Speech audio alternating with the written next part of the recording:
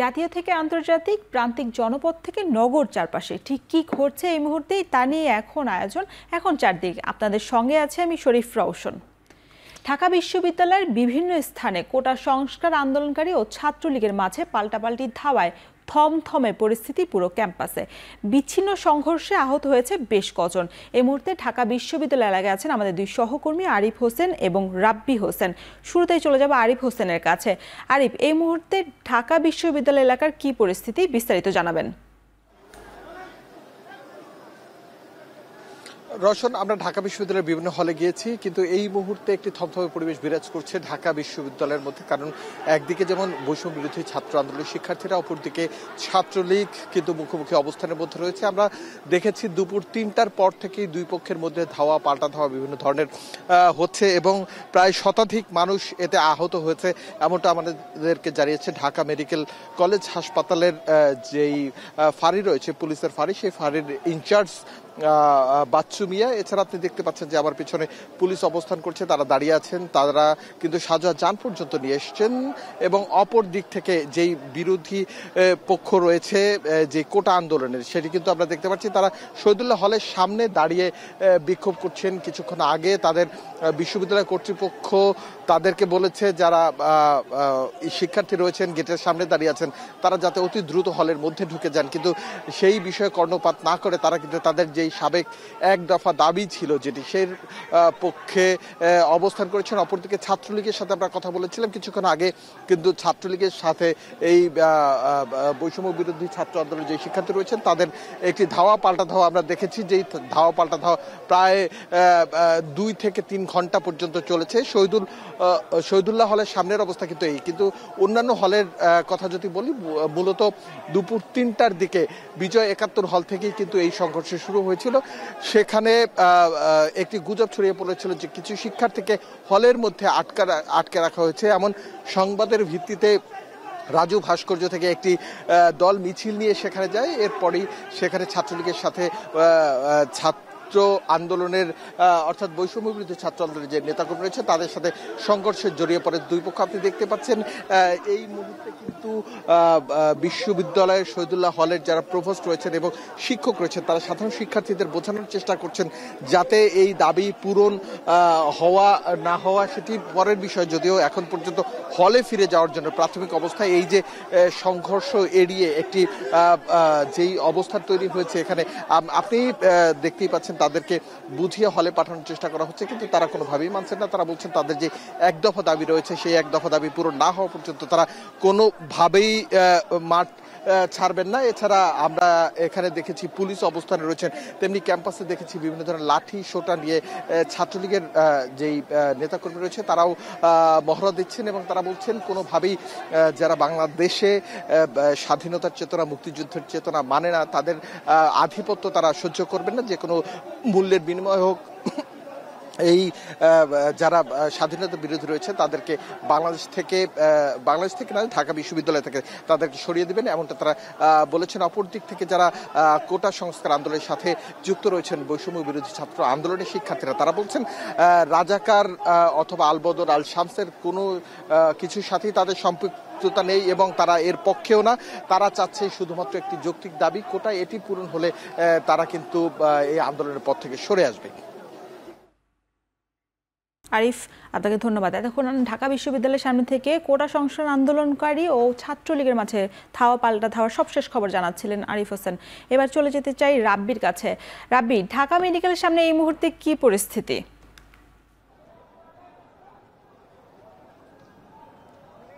রওশন, কোটা সংস্কারের চলমান আন্দোলনের যে কর্মসূচি সেটি আসলে বেশ কয়েকদিন ধরেই চলছে বিভিন্ন বিশ্ববিদ্যালয়ের ক্যাম্পাসে এবং ঢাকা বিশ্ববিদ্যালয়ের ক্যাম্পাসেও কিন্তু সেই আন্দোলন চলমান রয়েছে। এবং আজকে বিকেলের পর থেকে যারা কোটার পক্ষে এবং বিপক্ষে রয়েছে তাদের দুপক্ষের মধ্যে কিন্তু এক ধরনের ধাওয়া পাল্টা দেওয়ার সৃষ্টি হয়েছে এবং একটা উত্তেজনাকর পরিস্থিতি কিন্তু এই ঢাকা মেডিকেলের আশপাশে আসলে এখন আমরা সেই পরিবেশটা আসলে দেখছি। এবং যে ডক্টর মোহাম্মদ শহীদুল্লাহ হল ঢাকা বিশ্ববিদ্যালয়, সেই হলে শিক্ষার্থীরা কিন্তু এখানে অবস্থান করেছেন। ঢাকা মেডিকেল ঢাকা মেডিকেলের ঠিক পাশেই কিন্তু তারা আসলে অবস্থান করেছেন এবং দুই পক্ষের এক ধরনের পাল্টাপাল্টি অবস্থানে এখানে আসলে আইন শৃঙ্খলা বাহিনীর সদস্যরা এসেছেন, তারা আসলে পরিস্থিতি নিয়ন্ত্রণ করার আসলে চেষ্টা করেছেন এবং এই মুহূর্তে পাল্টা ধাওয়া না ঘটলেও এখানে শিক্ষার্থীরা যারা রয়েছেন, যারা আন্দোলনকারী রয়েছেন বা এই কোটার পক্ষ বিপক্ষে যারা রয়েছেন, দুই পক্ষে কিন্তু একটা অবস্থান এখানে রয়েছে এবং আমরা যেটা আসলে দেখছিলাম যে এটা এই ডক্টর মোহাম্মদ শহীদুল্লাহ হলের যে প্রভোস্ট রয়েছেন অধ্যাপক ডক্টর মোহাম্মদ জাবেদ, তিনি এখানে এসেছেন, এসে শিক্ষার্থীদের সাথে আসলে কথা বলার চেষ্টা করছেন এবং কয়েক দফায় তিনি আসলে বোঝানোর চেষ্টা করছিলেন, কিন্তু শিক্ষার্থীরা তাদের জায়গায় কিন্তু অনড় রয়েছে এবং আমরা এই চিত্রটা আসলে দেখতেই পাচ্ছি এবং এই শহীদুল্লাহ হলের বাহিরে যে গেটটি রয়েছে সেখানে কিন্তু শিক্ষার্থীরা অবস্থান করছেন, ঠিক পাশেই কিন্তু আইন শৃঙ্খলা বাহিনীর সদস্যরা এখানে রয়েছেন, অবস্থান কর্মসূচি তারা করছেন এবং যখনই তারা আসলে উত্তেজনাকর পরিস্থিতি সৃষ্টি হচ্ছে তখনই কিন্তু তারা আসলে এখানে এসে আসলে এই পরিবেশটি আসলে নিয়ন্ত্রণ করার আসলে চেষ্টা করছেন এবং কিছুক্ষণ পরপরই কিন্তু দুই পক্ষের মধ্যে পাল্টা দেওয়া আসলে সৃষ্টি হচ্ছে এবং আমরা কিন্তু সেই চিত্রটি আসলে দেখতে পাচ্ছি। তবে আসলে বলা যায় যে দুই পক্ষের যে পাল্টা দেওয়া সেটি আসলে এই পুলিশ এখানে এসে আসলে কয়েক দফা আসলে নিয়ন্ত্রণ করার চেষ্টা করেছেন, কিন্তু তারা আসলে ব্যর্থ হয়েছেন এবং এইখানে আমরা কিছুক্ষণ পরপরই দেখছি আসলে যে এই থেমে কিন্তু সেই পাল্টা দেওয়া রয়েছে।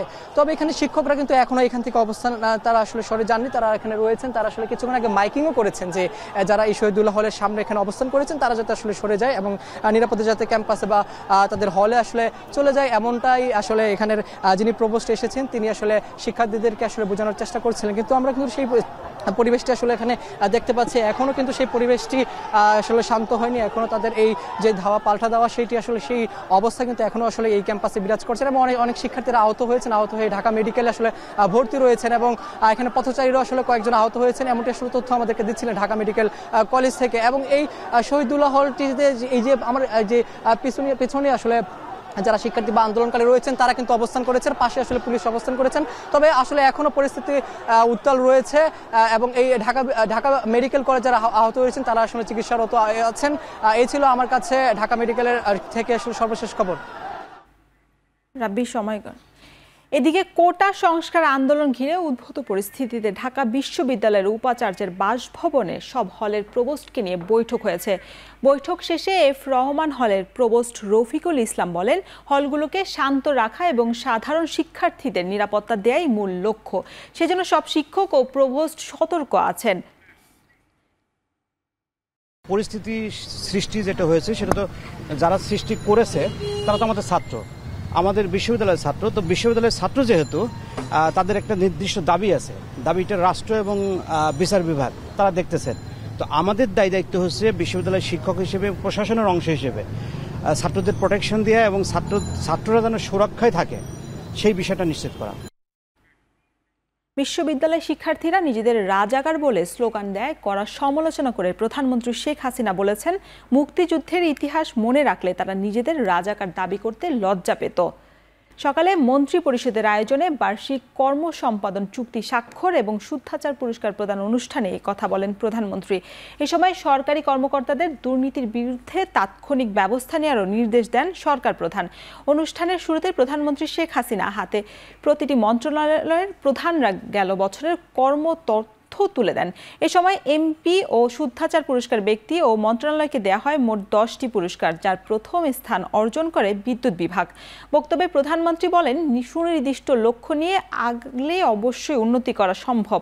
আওয়ামী লীগ সরকারের ইস্তেহার মেনেই উন্নয়ন কার্যক্রম চলছে বলেও জানান তিনি।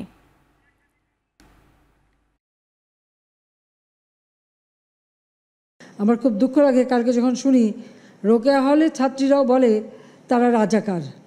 তারা কি জানে 71 সালে 25শে মার্চ কী ঘটেছিল? সেখানে 300 মেয়েকে হত্যা করেছিল, 40 জন মেয়েকে রেপ করেছিল এবং এদের ধরে নিয়ে পাকিস্তানি ক্যাম্পে নিয়ে গিয়েছিল। এসব অত্যাচার রাস্তায় লাশ পড়ে থাকে, এরা দেখেনি, তাই নিজেদের রাজাকার বলতে তাদের লজ্জা হয় না। তাদের বিচার করে এই যারা তাদের দ্বারা নির্যাতিত তারা ন্যায় বিচার পেয়েছে। দুর্ভাগ্য যে যখন শুনি সে মেয়েরাও স্লোগান দেয়, এটা কোন দেশে আমরা আছি? এরা কী চেতনায় বিশ্বাস করে, কি শিক্ষা তারা নিল, কি তারা শিখলো? সেটাই আমার এখন প্রশ্ন। যে মুক্তিযুদ্ধ আমাদের গর্বের। মুক্তিযুদ্ধের বিরুদ্ধে যে কোনো অপপ্রচার কঠোরভাবে প্রতিরোধ করা হবে বলে জানিয়েছেন আওয়ামী লীগের সাধারণ সম্পাদক ওবায়দুল কাদের। তিনি বলেন, আদালতের বাইরে কোনো সিদ্ধান্ত নেওয়ার সুযোগ নেই। রাজধানীর ধানমন্ডিতে দলীয় সভাপতির কার্যালয়ে বৈষম্য বিরোধী ছাত্র আন্দোলন প্রসঙ্গে এই মন্তব্য করেন তিনি। মহান মুক্তিযুদ্ধের চেতনার বিপরীতে যে কোনো অপশক্তিকে আমরা কঠোরভাবে প্রতিরোধ করি, এটাই আমাদের অঙ্গীকার। কোটা সংস্কারের বিষয়টি সর্বোচ্চ আদালতের সিদ্ধান্ত ব্যতিরেকে অন্য কোনো উপায় কিংবা বল প্রয়োগের মাধ্যমে এ বিষয়ে কোনো সিদ্ধান্ত গ্রহণের সুযোগ নেই। শিক্ষার্থীদের আবেগকে ব্যবহার করে কোটা বিরোধী আন্দোলনকে সরকার বিরোধী আন্দোলনের রূপ দেওয়ার অপচেষ্টা চলছে বলে মন্তব্য করেছেন পররাষ্ট্রমন্ত্রী। ঢাকায় নিযুক্ত সৌদি আরবের রাষ্ট্রদূত ইসা ইউসুফ ইসা আল দুহালাইনের সঙ্গে সৌজন্য সাক্ষাৎ শেষে কথা বলেন তিনি। আন্দোলনের মধ্যে রাজনৈতিক অপশক্তি ঢুকেছে, বিএনপি জামাত সহ যারা দেশকে অস্থিতিশীল করতে চায় তারা ঢুকেছে, এবং তাদের প্ল্যান্টেড কিছু মানুষ সেখানে নেতৃত্ব দিচ্ছে। সেটি কালকে তারা স্পষ্ট করেছে। এতে প্রমাণিত হয় এটি কোটা বিরোধী আন্দোলন নয়, এটি রাষ্ট্রবিরোধী, সরকার বিরোধী আন্দোলনের রূপ দেওয়ার জন্য চেষ্টা করা হচ্ছে। এদিকে বিএনপির স্থায়ী কমিটির সদস্য আমির খসরু মাহমুদ চৌধুরী বলেছেন, দেশের মানুষ যে মুক্তি আন্দোলন করেছে তার প্রভাবেই শিক্ষার্থীদের কোটা সংস্কার আন্দোলন হচ্ছে। বিকেলে রাজধানীর গুলশানে দলটির চেয়ারপারসনের কার্যালয়ে বিএনপির লিয়াজু কমিটির বৈঠক শেষে সংবাদ সম্মেলনে চলমান কোটা আন্দোলনের ন্যায়ের পক্ষে আখ্যা দিয়ে হামলার নিন্দা জানান তিনি। ফ্যাসিস্ট সরকারের কারণে তাদের সমস্ত অধিকার কেড়ে নিয়ে জোর করে ক্ষমতায় বসে আছে, যারা জনগণের কাছে দায়বদ্ধ না, জনগণের কাছে জবাবদিহি না। এটাই তো মূল সমস্যা। এই বাংলাদেশের আগামী দিনে আপনি কি মেধাভিত্তিক একটি দেশ গড়তে চান, নাকি মেধাবিহীন দেশ করতে চান? আপনি কি দলীয় লোকদের নিয়ে দেশ করতে চান, নাকি বাংলাদেশের সকলকে নিয়ে দেশ গড়তে চান? এখন চারদিকে নিচ্ছি বিরতি, ফিরছি একটু পরে।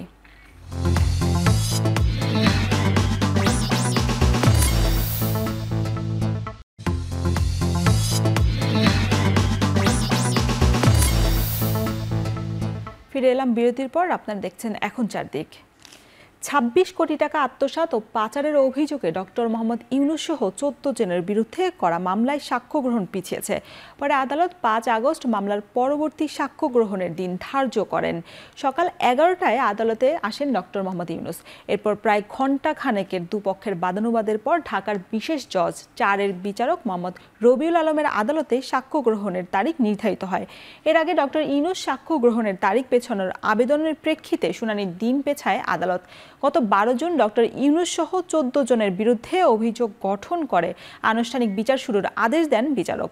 গত ২রা এপ্রিল ঢাকার সিনিয়র বিশেষ জজ শামস জগলুল হোসেন দুদকের দেয়া চার্জশিট আমলে নিয়ে মামলাটি বিশেষ জজ আদালত ৪-এ বদলি করেন।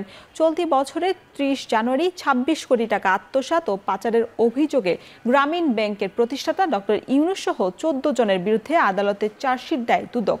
আর গত বছরের ৩০ মে দুদকের উপপরিচালক গুলশান আনোয়ারা প্রধান বাদী হয়ে ১৩ জনকে আসামি করে মামলা দায়ের করেন।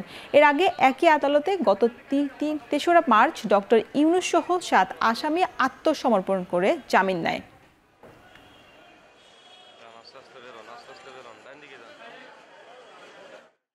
উল্টো যাত্রার মধ্য দিয়ে শেষ হলো সনাতন ধর্মাবলম্বীদের শ্রী শ্রী জগন্নাথ দেবের রথযাত্রা উৎসব।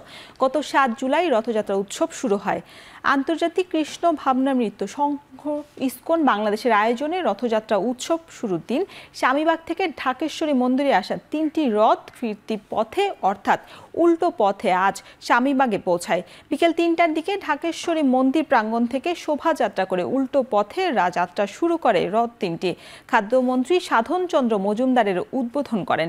এর আগে উল্টো রথযাত্রার উদ্বোধনী উপলক্ষে ঢাকেশ্বরী জাতীয় মন্দিরের মেলা প্রাঙ্গণে এক আলোচনা সভার আয়োজন করা হয়। এতে খাদ্যমন্ত্রী সাধন চন্দ্র মজুমদার ধর্মমত নির্বিশেষে সবাইকে দেশের কল্যাণে একসাথে কাজ করার আহ্বান জানান।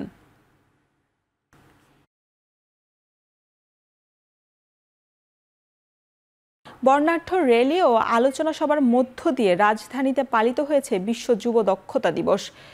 আগারগাঁওয়ের বিনিয়োগ উন্নয়নের কর্তৃপক্ষ বিডায় এ আয়োজন করা হয়। বক্তারা বলেন, সুন্দর ভবিষ্যতের জন্য দক্ষ জনশক্তির বিকল্প নেই। এতে প্রাতিষ্ঠানিক শিক্ষার পাশাপাশি প্রশিক্ষণ ও আরও বৃদ্ধি করতে হবে।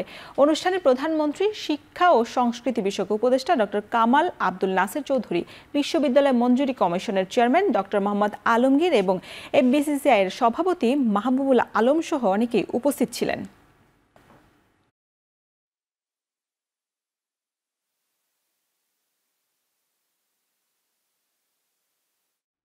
এখন চারদিকে নিচ্ছে আরেকটা বিরতি, ফিরছে একটু পরে।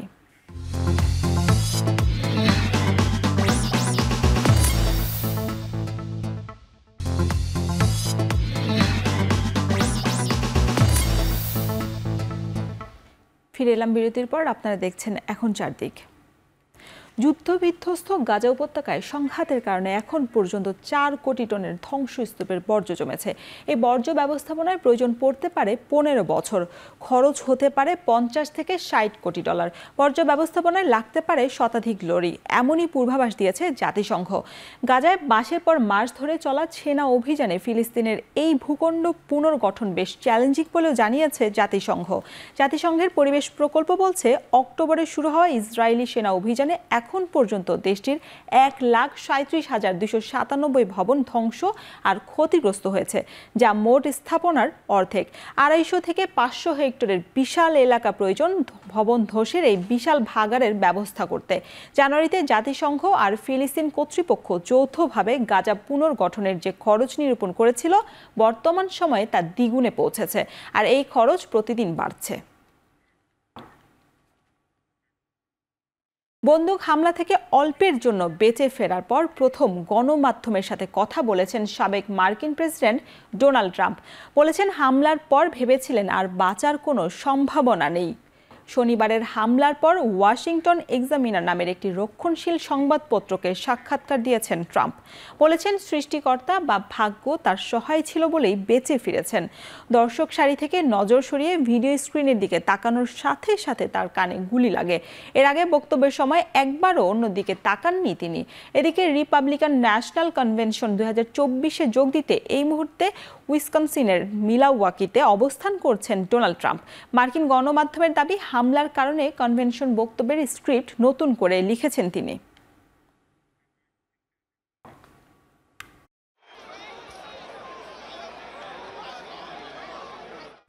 শেষ করছি এখন চারদিক। এতক্ষণ সঙ্গে থাকার জন্য সবাইকে ধন্যবাদ।